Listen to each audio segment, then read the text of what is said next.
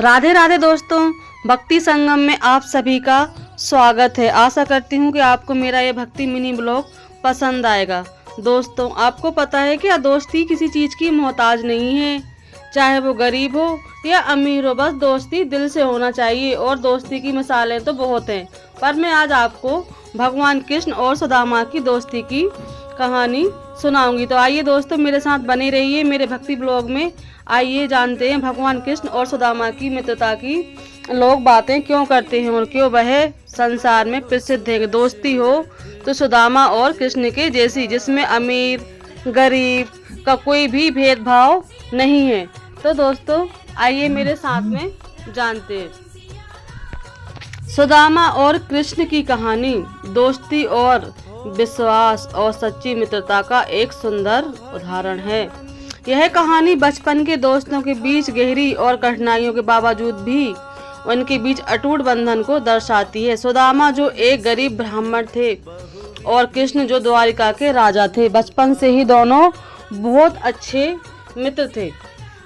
सुदामा गरीबी के कारण अपने परिवार के लिए कुछ भी नहीं बचा पाते थे। उनकी पत्नी ने अपने मित्र कृष्ण से मदद मांगने के लिए प्रेरित किया, पर सुदामा जी ने मना कर दिया कि मैं भगवान कृष्ण से मदद नहीं मांगूंगा, मैं किस मुंह से उनके पास जाऊंगा। पर उनकी पत्नी नहीं मानी। सुदामा द्वारका के द्वार पर पहुंचे, जहां वह कृष्ण के महल में जाने की अनुमति मांग रहे थे। एक संदेश वाहक से मिले। कृष्ण के द्वारपाल ने सुदामा को देखकर एक साधारण ब्राह्मण के रूप में पहचाना और उसे राजा से मिलने से रोक दिया। लेकिन कृष्ण ने अपनी मित्रता के प्रति सम्मान में द्वारपालों को सुदामा को अंदर आने का आदेश दिया। सुदामा को देखकर खुशी से गले लग गए और दोनों एक दूसरे से मिलकर खुशी के मारे रो पड़े। कृष्ण ने सुदामा को अपने महल में रहने और खाने की व्यवस्था सब कुछ करवा दी। सुदामा और कृष्ण के बीच की मित्रता एक अमर उदाहरण है। यह कहानी सिखाती है कि सच्चा मित्र वह होता है जो व्यक्ति की परिस्थिति के बावजूद भी उसका साथ देता है। यह कहानी यह भी दर्शाती है कि सच्ची मित्रता अमीरी और गरीबी की मोहताज नहीं होती है। अगर मित्र सच्चा हो तो क्या गरीबी और क्या अमीरी, और मित्र वही होता है जो बुरे समय में अपने मित्र के साथ सदा साथ खड़ा रहे। सच्चे मित्र की यही पहचान होती है। अगर आपके दोस्त पर कोई परेशानी या मुसीबत है तो आप उसको हमेशा उसकी परेशानी में हमेशा साथ खड़े रहें। सिर्फ देखने के लिए मित्रता नहीं होती है, निभाने के लिए भी मित्रता होती है। सुदामा कृष्ण से मिलने के लिए गए थे और उन्होंने अपने साथ एक विनम्र उपहार सत्तू पीठ पोहे से ले गए थे।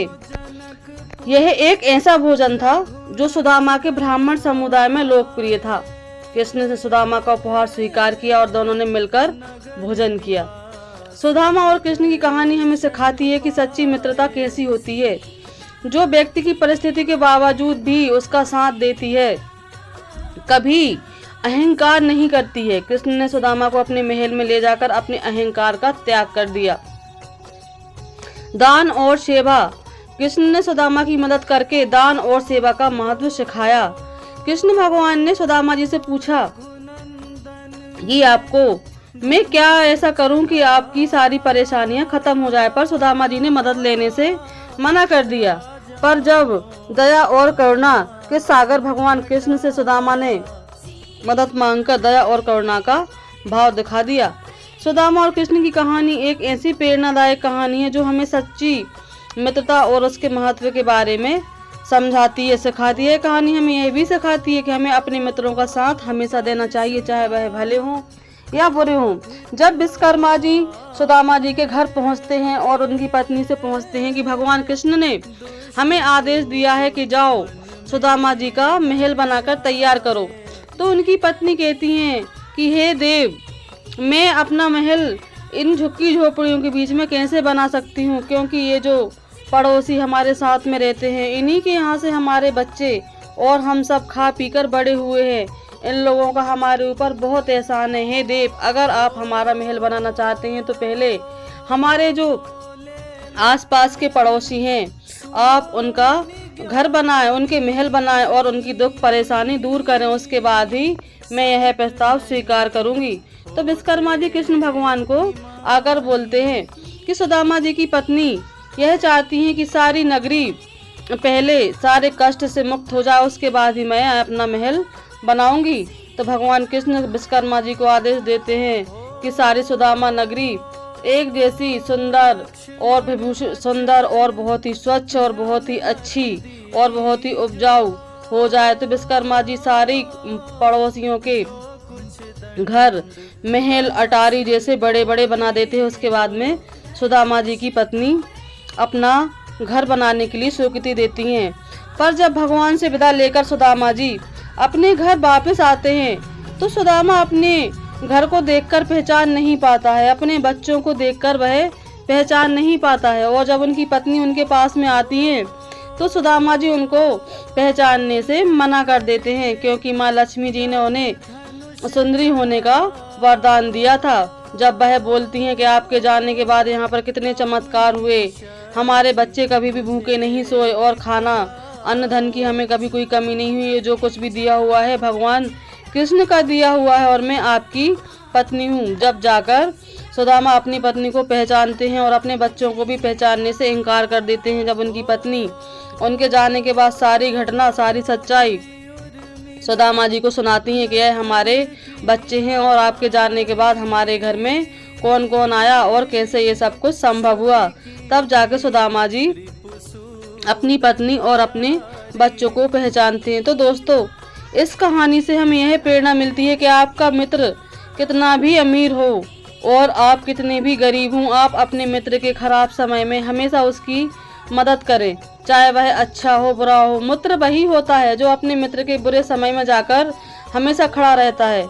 अगर आपका मित्र आपको फोन करे और आप कितने भी बिजी हो तो आप यही बोले, अरे तू कैसी बातें कर रहा है, मैं तो तेरे लिए हमेशा फ्री हूँ। और कोई भी दुख परेशानी में वह हमेशा अपने मित्र का हाथ ना छोड़े। वही सच्चा मित्र है जो अपने मित्र को हमेशा बुरे कामों से बचाए और अगर वह अच्छा काम कर रहा है तो उसके मुंह पर ही बोले कि भाई तू अच्छा काम कर रहा है। अगर आपका मित्र गलत संगत में पड़ रहा है तो वह सच्चा मित्र वही होता है जो सामने से जाकर बोले कि भाई तू ये काम गलत कर रहा है।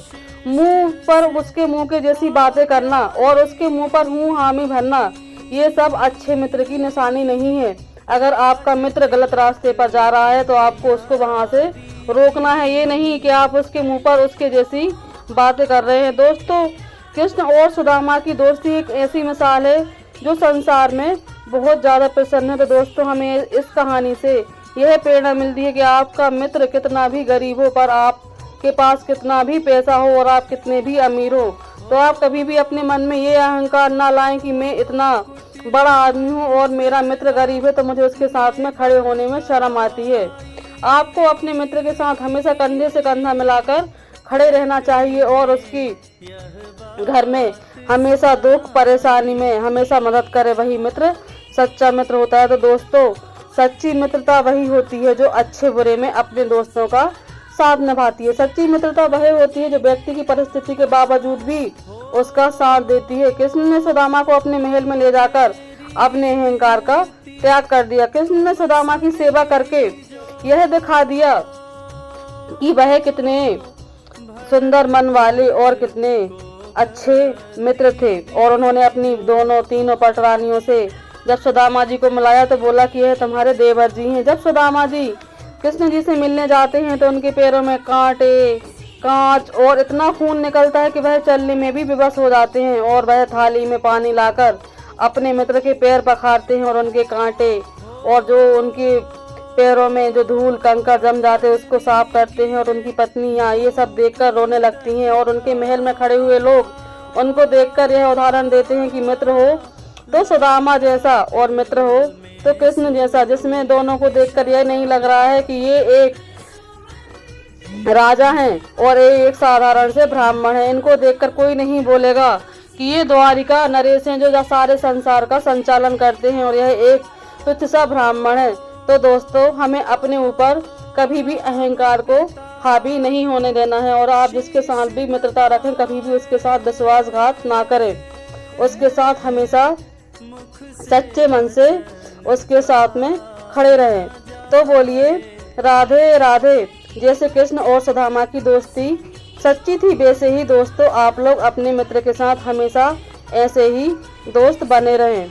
और इस कहानी से हमें यह प्रेरणा मिलती है कि हमें कभी भी अहंकार नहीं करना चाहिए और अपने मित्र के साथ हमेशा सदैव हर परिस्थिति में उसकी मदद करने के लिए साथ खड़े रहना चाहिए, चाहे वह किसी भी बड़ी मुसीबत में क्यों ना हो।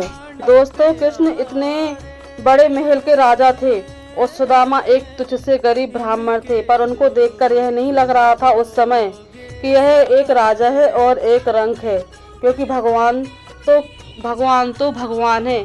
पर उस समय देखकर भक्त और भगवान में कोई भी अंतर नहीं दिख रहा था, क्योंकि जब दोनों साथ में जब उन्होंने सुदामा जी को गले लगाया तो ऐसा लग रहा था कि दोनों एक ही हैं। बोलिए राधे राधे।